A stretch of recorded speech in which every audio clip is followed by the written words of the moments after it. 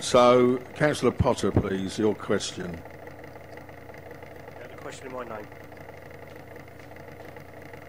Councillor Jones. Thank you very much, Lord Mayor. So, as you remember, this was following a motion proposed by Steve Hastings and seconded by Stuart Potter on the 17th of March at our full council meeting.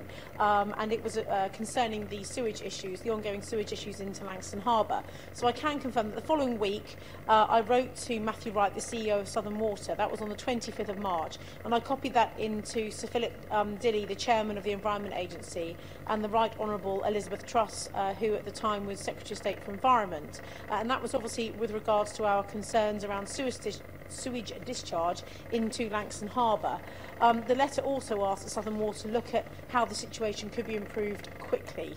I received a response from Matthew Wright, the CEO, on the 13th of April, explaining the significant improvements and investment made to minimise releases into Langstone Harbour.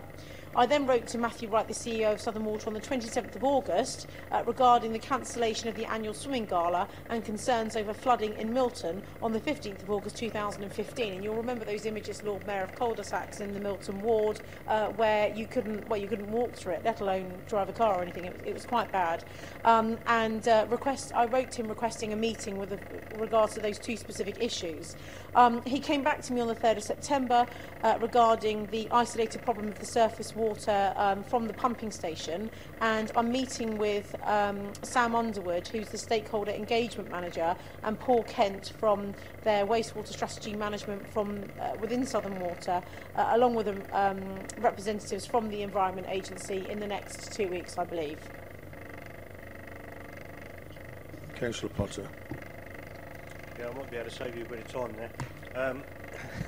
I've been in contact with Sam Underwood, and I've got a response from the hierarchy from Southern Water and what their intended actions are. And their intended actions are zero. I have contacted the Environment Agency and waiting for a response from them as well. So I think it'll be a difficult meeting with them. Do you want to know my thoughts on that? Mm-hmm. Okay, that's a good question.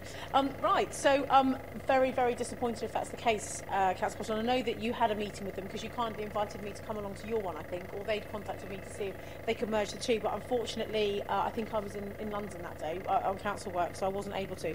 But I am really grateful for your support because it is a really important issue, as you know, particularly when you've literally got people's health at risk, and particularly, for example, the consumption of prawns in and around the Portsmouth food chain that are harboured in that area. You know, I've taken to not eating locally cultured prawns for some time because of concerns. But no, in all seriousness, it's a very serious issue, and particularly around the surface water flooding and around the contamination of the sewage discharges into Langstone Harbour. I mean, obviously the government are aware now, and following my meeting with them, which you're more than welcome to come and join me in if you want to, I can provide you with that date. And in fact, I would extend that to anyone in the council chamber who wants to come and meet with them with me. I'm pretty sure it's in the next 2 weeks, but I will confirm that. Anyone is welcome to come and join that with me. Maybe, you know, security in numbers, we can all go together. But it is an ongoing issue, and I really think that if we don't get satisfactory answers from Southern Water, then we might actually have to ask the government to take specific action rather than just copying them into letters, because clearly there is legislation surrounding this that I believe is being broken. So, Councillor Potter, anything else?